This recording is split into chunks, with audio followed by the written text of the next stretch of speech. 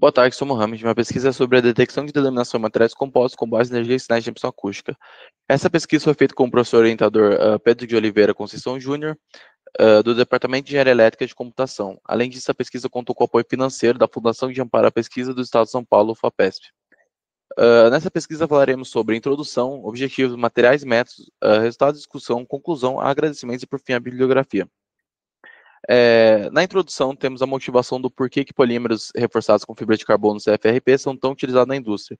Eles são utilizados pois oferecem vantagem de alta resistência e baixo peso. Por isso, são aplicados na indústria, nas indústrias aeroespacial, automotiva e de engenharia civil. Vemos que hoje a estrutura aeronáutica conta com 50% de materiais compostos, um número que aumentou bastante ao longo dos anos. Tem os principais desafios, temos a delaminação, que é um problema onde as camadas se separam devido ao impacto ou fadiga ou até o desgaste da ferramenta, e é um dos motivos do porquê que materiais compostos ainda não são mais utilizados do que são hoje. Vemos aqui que o uso de ferramentas inadequadas podem causar delaminação já na produção de fábrica do material composto. Dentre os estudos prévios feitos, há diversos estudos sobre monitoramento de ensaios não destrutivos de materiais compostos, e entre um deles temos a classificação estrutural de materiais compostos, utilizando distribuição de Wagner-Wille e redes neurais convolucionais, no qual foi feita uma tentativa de suprimir um gap na literatura, que é sobre a classificação de danos de materiais compostos, que não há uma classificação muito clara na literatura. O critério utilizado nessa pesquisa foi o critério de energia de Heinkel, que uma técnica de processamento digital de sinais utilizada para detectar transientes sinais não estacionários, uma técnica originalmente utilizada para detectar descargas parciais de sistemas elétricos, e nada mais é do que uma comparação sucessiva com a energia do ponto do sinal com a energia média do sinal. E dessa forma conseguimos obter o transiente da maior concentração energética do sinal. Além do critério de energia de Heinkel, utilizamos a raiz média quadrática, a transformada rápida de Fourier, a transformada wavelet de tempo contínuo, o filtro Butterworth, e com essas técnicas utilizadas em conjunto, elas complementaram a análise e auxiliaram na classificação de danos do material composto. O objetivo dessa pesquisa é desenvolver uma metodologia para processamento de sinais de emissão acústica baseada em energia, comparar as curvas segmentadas para diferenciar o resultado entre os ciclos de fadiga, ou seja, queremos uma diferenciação clara entre esses ciclos de fadiga.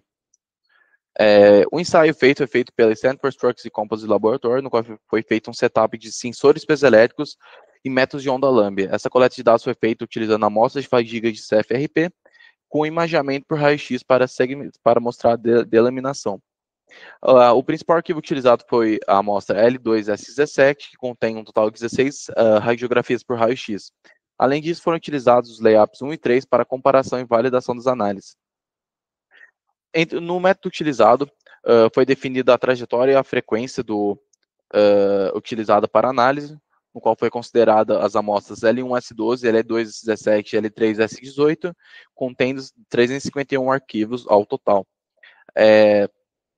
Depois disso, fizemos análise no tempo, a análise dos sinais puros no tempo, no qual observamos a tendência inicial do sinal ao longo dos ciclos. Depois fizemos análise de RMS, no qual foi feito o cálculo do valor RMS a cada 32 amostras, mostrando como o conteúdo energético do sinal varia, conforme os ciclos de fadiga avançam. Depois temos análise espectral, no qual mostra como a análise frequencial está sendo variada conforme o dano no material composto aumenta. Depois temos análise em tempo e frequência, no qual utilizamos calogramas, utilizando transformado wavelet de tempo contínuo, e mostrará em qual momento no tempo esse conteúdo frequencial está sendo afetado. E após isso, aplicaremos a detecção do transitório dos sinais, aplicando o critério de energia de Heinkel, que conta como a principal contribuição dessa pesquisa. Ela mostra os locais de maior concentração de energia e onde foi mais afetado pelo desgaste cíclico.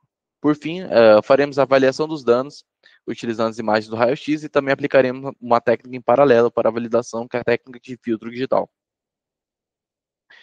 Já na análise do domínio do tempo, foi escolhida a trajetória 5-8, ou seja, atuador 5 para o sensor 8, com frequência 150 kHz. Inicialmente, vemos que a exposição da camada dos laminados influenciaram bastante como o sinal de emissão acústica se comporta, mas vemos uma característica comum a todas as amostras, que é uma perda de energia progressiva conforme os ciclos de fadiga aumentam. Já na análise RMS, conseguimos confirmar essa perda de energia progressiva. Já é possível ver algum tipo de... já é factível de classificação, apesar de não ser tão preciso assim. E já é possível identificar alguns transitórios, como vemos que no primeiro, no L1S12, há um transitório, e no L2S17 e L3S18 há 2 transitórios. Já na análise espectral mostrou que para as três amostras, as principais frequências presentes estão entre 14 e 16 kHz, no qual foi a mais afetada pela essa diminuição de energia, o que confirma mais uma vez essa característica.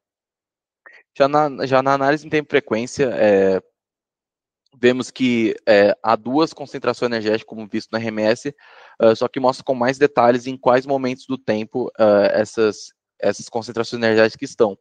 E mostram também que o conteúdo espectral na segunda região energética foi bastante afetado após 10.000 ciclos em relação ao arquivo base, ou seja, é um local mais propício à classificação de danos. Já aplicando o critério de energia de Heinz, conseguimos segmentar com precisão esses transitórios. Temos o sinal transmitido como o primeiro transitório, o sinal de resposta como segundo transitório, e dessa forma conseguimos automatizar e segmentar esses dados de forma autônoma. Comparando o critério de Hackler entre diferentes ciclos de fadiga, revela que há uma redução progressiva na energia na região de sinal de resposta, ou seja, confirmando mais uma vez o que vimos na análise em tempo e frequência. Segmentando sinais pelo sinal de resposta, vemos que há uma clara separação entre os danos, ou seja, os ciclos de fadiga são segmentados de forma que são factíveis de classificação de danos, mostrando que esse método é um método sensível à degradação estrutural. Já aplicando o filtro digital, aplicamos um filtro de corte entre 14 e 6 kHz, o que permitiu separar com sucesso entre os ciclos de fadiga, porém, os ciclos de 10.000 e 100.000 são relativamente próximos, mostrando que é um método menos sensível que o critério de Heinkel. O critério de Heinkel detecta melhor esses danos e de forma computacionalmente melhor também. Nas considerações finais, temos como principais impactos da pesquisa o monitoramento de espécimes de CFRP com sensores piezoelétricos, detecção de regiões afetadas do sinal por delaminação, extração de características baseadas em energia e permissão de classificação de danos utilizando técnicas de processamento de sinais digitais, ou seja, conseguimos classificar com sucesso utilizando o critério de energia de Heinkel, a classificação de danos.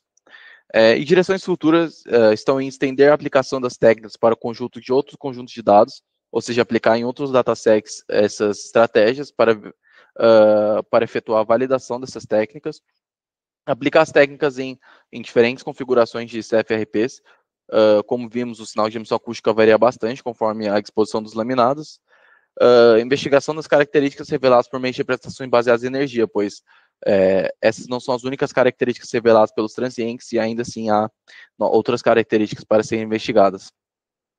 Como agradecimentos, eu queria agradecer a FAPESP pelo suporte financeiro durante o projeto, ao professor orientador, professor doutor Pedro de Oliveira Conceição Júnior, por me guiar durante esse projeto, e aos alunos do Laboratório de Automação e Análise de Dados, do professor Pedro e do professor Fábio, que me auxiliaram durante o projeto de alguma forma. Essa é a bibliografia utilizada nessa pesquisa.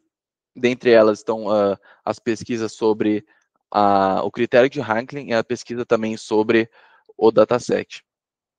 E, por fim, obrigado pela atenção.